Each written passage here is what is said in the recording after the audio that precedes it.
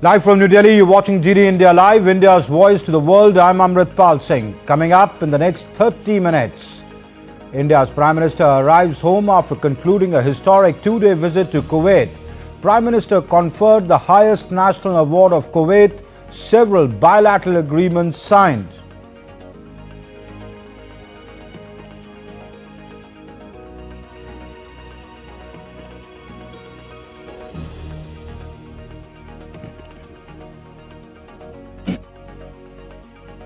Russian President Vladimir Putin vows more destruction to Ukraine after drone attacks on Russia's Kazan. Iran's Supreme Leader Ayatollah Ali Khamenei dismisses the notion that the Islamic Republic uses proxy forces in the region. And Turkish Foreign Minister Hakan Fidan meets with Syria's new leader Ahmed al-Shara in Damascus, tells the new dispensation they need to keep the Kurds NPP off.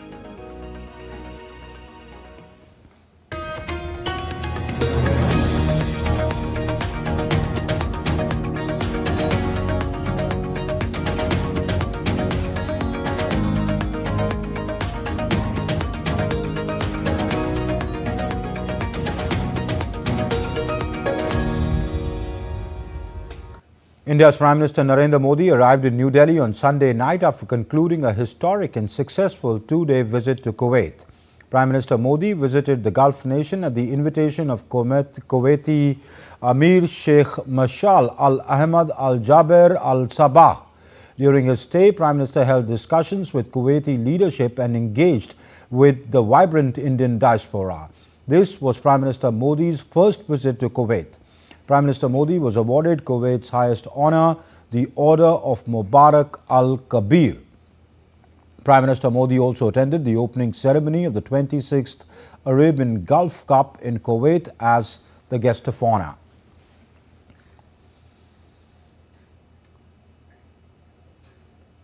And the Prime Minister's two-day historic visit to Kuwait featured several significant moments that greatly enhanced bilateral relations. The visit, first by an Indian Prime Minister in over 40 years, included interactions with the Indian diaspora and the Kuwaiti leadership. Here's a report by DD India's correspondent Akshay Dongre on the Prime Minister's visit to Kuwait. Prime Minister Narendra Modi being awarded Order of Mubarak Al-Kabir, the highest honor in Kuwait, by his Kuwaiti counterpart Sheikh Ahmed Abdullah Al Ahmad Al Sabah during his historic visit to the Gulf nation. The Order of Mubarak Al-Kabir has been previously awarded to foreign leaders like Bill Clinton and George Bush. On the second day of his visit, Prime Minister Narendra Modi met with the Amir of Kuwait, Sheikh Mashal Al Ahmad Al Jaber Al Sabah. This was the first meeting between the two leaders. On arrival at the Bayan Palace, Prime Minister Narendra Modi was given a ceremonial welcome with a guard of honor. The leaders recalled the strong historical and friendly ties between the two nations. Both the leaders reaffirmed their commitment to further expanding and deepening bilateral cooperation. India-Kuwait agreed to elevate the bilateral relationship to a strategic partnership. Prime Minister thanked the Amir of Kuwait for ensuring the well-being of Indian community in Kuwait. The Amir of Kuwait expressed appreciation for the contribution of Indian community in Kuwait's development. Prime Minister Narendra Modi invited the Amir of Kuwait to visit India. The leaders acknowledged that the bilateral relations were progressing well and welcomed their elevation to a strategic partnership. The Prime Minister also expressed confidence that the India-GCC relations will be further strengthened under the presidency of Kuwait. PM Modi also held bilateral discussions with Crown Prince Sabah Al Khalid Al Sabah and the Prime Minister of Kuwait. During the visit of the Prime Minister, India and Kuwait deepened their relationship by signing of several MOUs, including MOU between India and Kuwait on cooperation in the field of defense, Cultural Exchange Program or the CEP between India and Kuwait for the years 2025 to 2029, Executive Program or EP for cooperation in the field of sports from 2025 to 2028, and Kuwait's membership of International Solar Alliance. The International Solar Alliance, Kuwait becoming a member, collectively covers the deployment of solar energy and addresses key common challenges to the scaling up of use of solar energy to help member states develop low carbon growth trajectories. Before departing, Prime Minister Narendra Modi also held a meeting with Kuwaiti influencers who for years have worked towards enhancing cultural cooperation between the two countries. A new chapter in the ties of India and Kuwait has started with the historic visit by Prime Minister Narendra Modi. Be it trade or defense, energy security or cultural exchanges, both the countries are now set to take their relationship to new heights. In Kuwait City with camera person Rajesh Ricky, Akshay Dongre, DD India. And before winding up his visit to Kuwait, the Indian Prime Minister met two prominent influencers in Kuwait. Prime Minister held talks with Kuwaiti influencer Fahad Ghazi Al Abdul Jalil, who's a Kuwaiti author, businessman and chairman of the Kuwait Heritage Society and a member in Kuwait Writers Association. He published many books about Kuwait heritage and history, such as Encyclopedia about Kuwait's old economy, the Encyclopedia about Kuwait's history of press, magazine and media, and is currently working on a book, Encyclopedia about Kuwait-India relations. He hails from one of the oldest families in Kuwait. And Prime Minister also met with Excellency, the Prime Minister of our great friend India. It's my honor. Actually, we discussed many aspects about the strong and long relationship between Kuwait and India. It's 250 years of the partnership between Kuwait and India. The first ship traveled to India at that time was in 1780.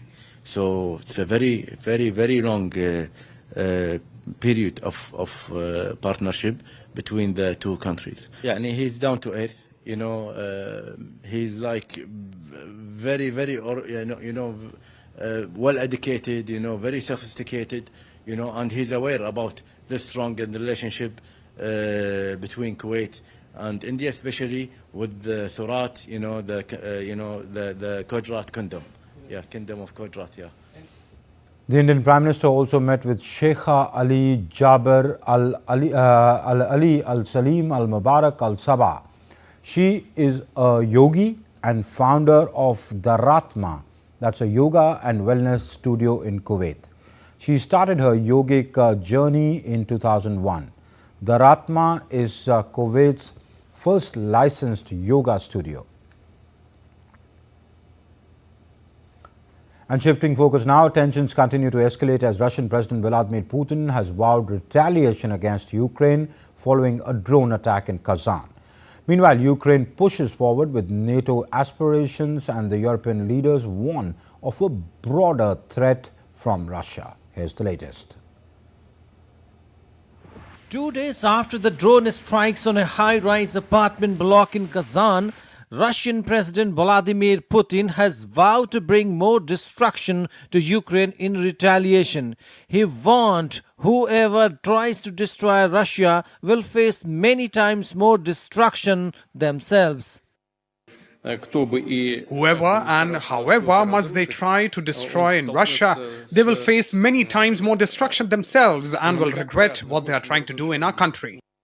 Earlier in the day, Ukrainian President Volodymyr Zelensky expressed optimism about Ukraine's NATO membership, calling it achievable. However, he acknowledged that the Kyiv must continue efforts to persuade allies to support its accession. Alliance for Ukraine is achievable, but it is achievable only if we fight for this decision at all the necessary levels. Meanwhile, during a meeting with leaders from Italy, Sweden and Greece, along with the EU Foreign Affairs Chief in Finland, Italian Prime Minister Giorgia Meloni said Russia poses a significant threat to European Union security. We have to understand the threat is much more wide than we imagine. Okay? It's about our democracy. It is about influencing our public opinions. Tackling the issue of illegal immigration solely as a solidarity-based debate was a mistake. in my opinion, as this matter is precisely a matter about security. The result is that we have been unable to defend our external borders, and we have put our internal freedom of movement at risk. On the ground, Russian forces on Saturday captured 2 Ukrainian villages in Kharkiv and Donetsk regions. At the same time, Ukraine's air defenses successfully shot down 52 of the 103 Russian drones launched overnight, underscoring the intense and ongoing conflict. Amish Mahajan's report for DD India. France is on an edge as it awaits a new government to tackle its political crisis. President Emmanuel Macron is set to meet Prime Minister François Bayrou, appointed on the 13th of December, to finalize the cabinet. Macron returned to Paris this morning after visiting cyclone-hit Mayotte, where a national day of mourning is set for Monday, honoring the 35 lives lost in the disaster.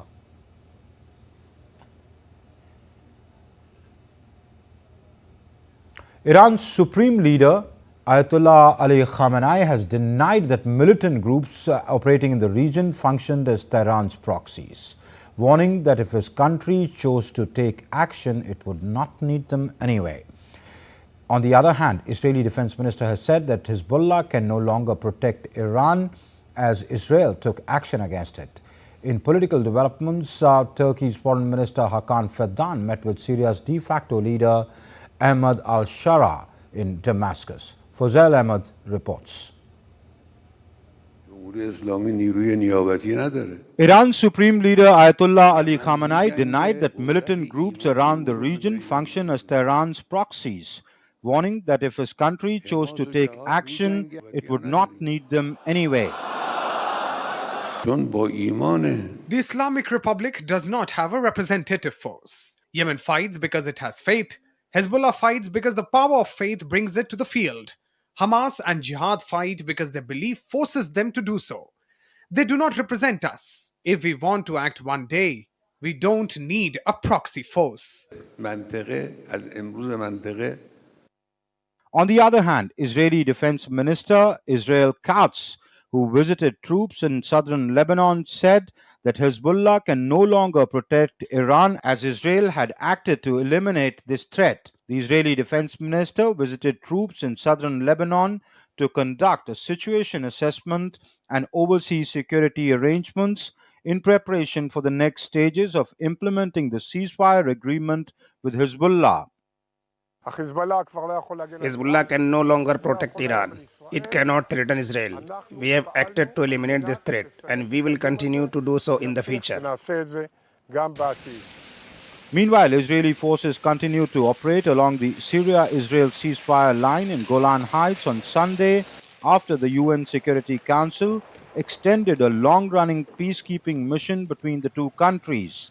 The UN mission was extended for 6 months, and the Security Council expressed concern that military activities in the area could escalate tensions. In Syria, new rulers have appointed Murhaf Abu Qasra, a leading figure in the insurgency which toppled Bashar al-Assad, as the defense minister in the interim government.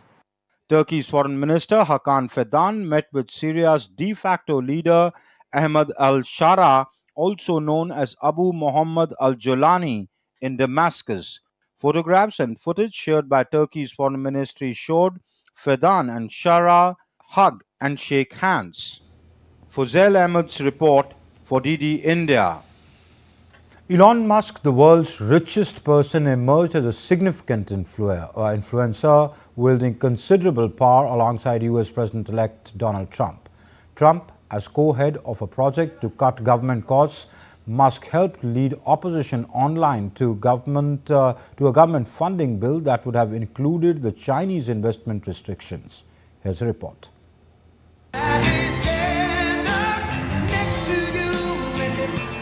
Donald Trump will be sworn in as the US President on 20th of January 2025, marking the start of his second term and a remarkable political resurgence. One man has been by his side, cheering him and becoming Trump's star campaigner. That is Elon Musk. the tech billionaire and CEO of Tesla. Musk, who had previously described himself as half Democrat, half Republican, began hitting out at US President Joe Biden and his administration over their policies soon after he was elected. The relationship soured further in 2021 when Musk complained that his company Tesla wasn't invited to the White House's summit on the future of electric cars, despite it selling 74% of all EVs in US alone. Musk also criticized Biden's support to workers' unions and said he was unable to get a lot done. Before Donald Trump was voted to power in 2016, Musk slammed the Republican and said he was not the right guy for the job. But recently, Trump's relationship with Elon Musk is showing no signs of fraying, even after at times he appeared to eclipse the president-elect's influence, as he bullied House Republicans into paring down their bipartisan spending deal to avert a government shutdown with just hours to spare. The top Democrat on the House of Representatives Appropriations Committee has said Republicans in Congress were protecting Elon Musk's Chinese investments by scrapping provisions restricting US investments. Representative Rosa DeLauro said in a letter that Musk, CEO of electric car maker Tesla, may have upended the government funding process to remove a provision that would regulate US investments in China, given his extensive investments in China in key sectors. Musk posted a number of critical posts about DeLauro on X on Friday, including one that said she needs to be expelled from Congress. Earlier, Musk, in a post on X on Wednesday, said that any US lawmaker who votes for the proposed stopgap bill to fund the federal government deserves to be voted out. President-elect Donald Trump has named Elon Musk as co-head of a project to cut government costs. Musk helped lead opposition online to a government funding bill that would have included the Chinese investment restrictions. Dheeraj Das report for DD India. Albania announced a one-year ban on TikTok, the popular short video app, following the killing of a teenager last month that has raised fears over the influence of social media on children. Rahul Upadhyay reports for DD India.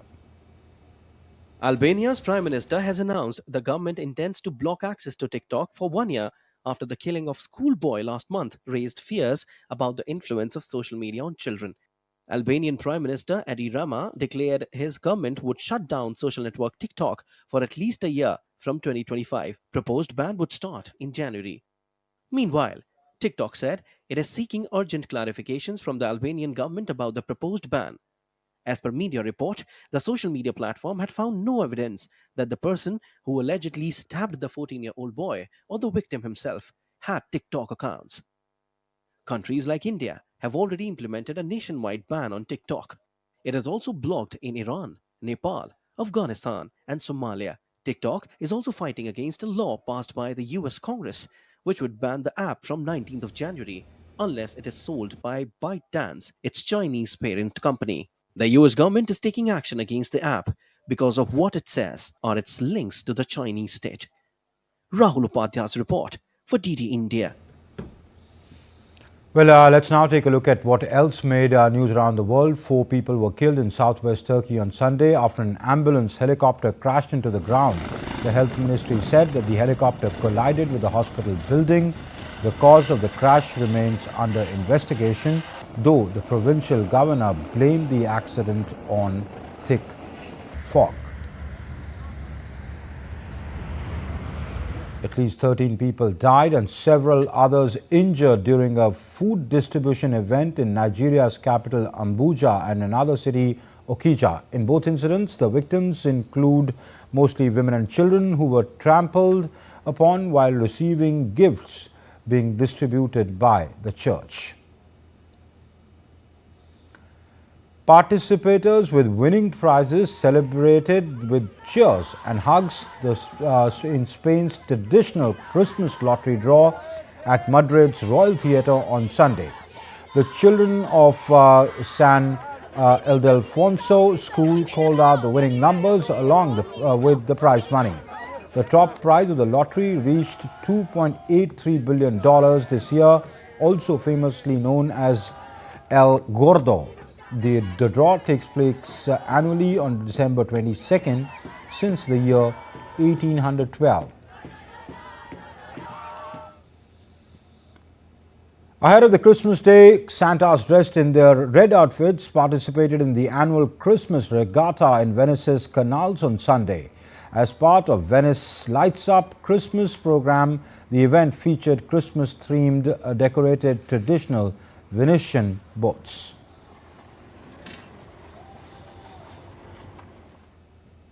India's External Affairs Minister Dr. S. Jaishankar has reaffirmed that India will never allow others to have a veto over its decisions. Speaking virtually at an event in Mumbai, the External Affairs Minister emphasized that India will act in national interest and for global good without succumbing to external pressure to conform.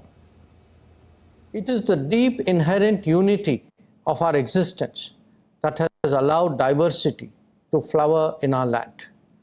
This should never be misportrayed as a negotiation between parts that are actually so integral. Nor can our great nation be projected as an idea. On the contrary, it is a timeless reality and an enduring feature in a changing world. Independence should also never be confused for neutrality. We will do whatever is right in our national interest and for global good without being intimidated to conform. In the final analysis, Bharat can never permit others to have a veto on its choices. India's Foreign Secretary Vikram Misri visited the newly built Civil Services College, which is part of India's ongoing capacity building cooperation with Mauritius. The Civil Service College, which is another milestone in the robust development partnership between India and Mauritius, will serve as a center of excellence in public administration in Mauritius. The Indian Film Festival honoring Raj Kapoor's legacy has kicked off in Moscow. RT correspondent Anastasia Volodina reports from the event. In the heart of the Russian capital and across to New Delhi, the Indian Film Festival has officially kicked off in Moscow, celebrating not only the magic of Indian cinema, but the timeless legacy of Raj Kapoor, the legendary producer, film director and actor, celebrating the 100th anniversary of his birth. This year's film festival is being held at Moscow's iconic Illusion Cinema. Over 3 days, the festival will showcase 6 diverse films organized by the Indian Embassy, the Russian Ministry of Culture and other government bodies. It honors the best of Indian cinema across multiple genres.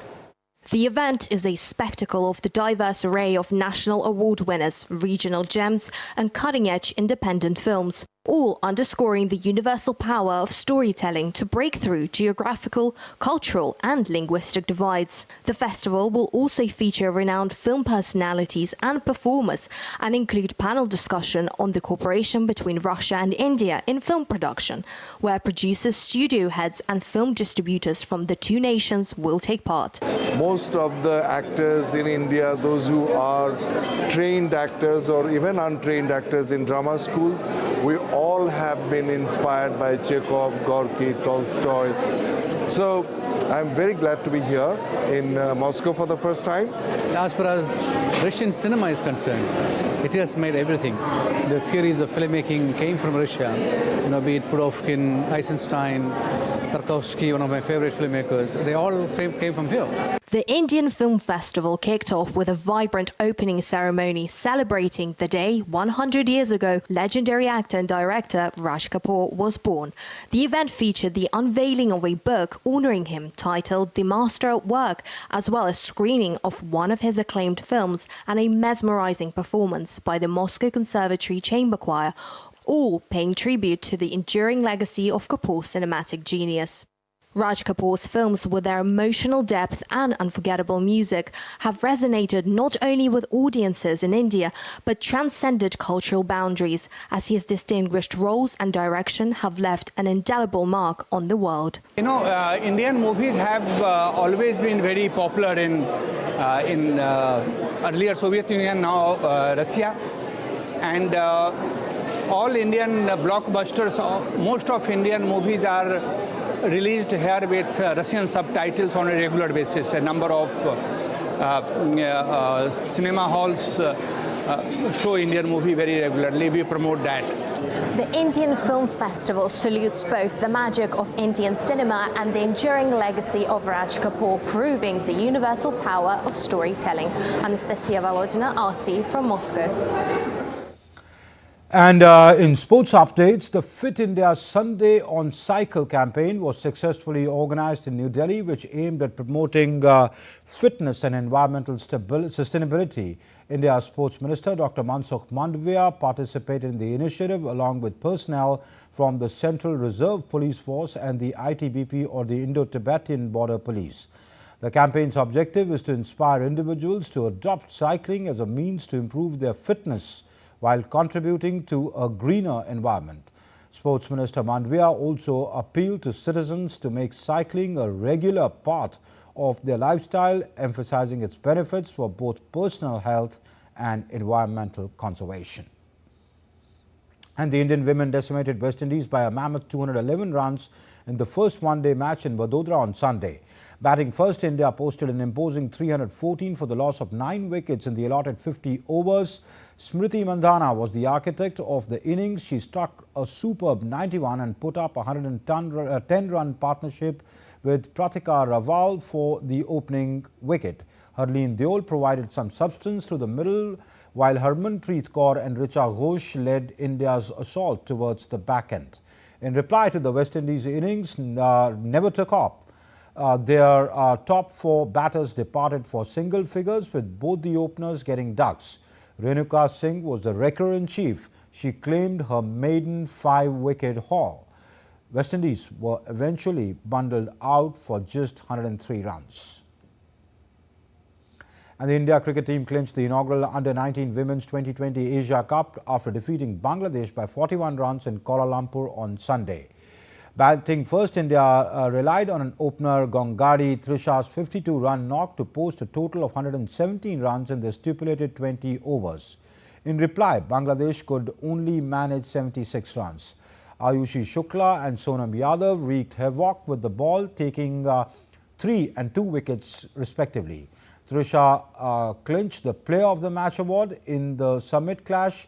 She was also the Player of the Series and the top scorer with 159 runs in 5 innings. India's pace bowler Akashdeep played down concerns of skipper Rohit Sharma's knee injury ahead of their 4th test against Australia starting on 26th of December. The batsman was hit on his left knee during a practice session at the Melbourne Cricket Ground and looked in discomfort. The 37-year-old received care from a physiotherapist and had an ice pack strapped to his leg. The 5-match series is locked at 1-1 ahead of the Boxing Day clash. The Indian skipper has been struggling for form since returning to the team. India's public broadcaster Prasar Bharati recently launched its OTT platform, The Waves. Waves provides a complete infotainment ecosystem to digital media and OTT audience. If you also want great content for free, then download Waves today.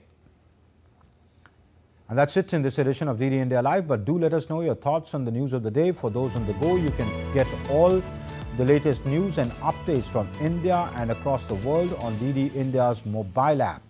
The app is available on both Android and iOS platforms. Scan the QR code that you see on your screens right now to download now. We'll be back with more news as it breaks here on DD India. I'm Amrit Pal Singh from my entire team here in Delhi. Thank you for watching DD India Live. Bye-bye.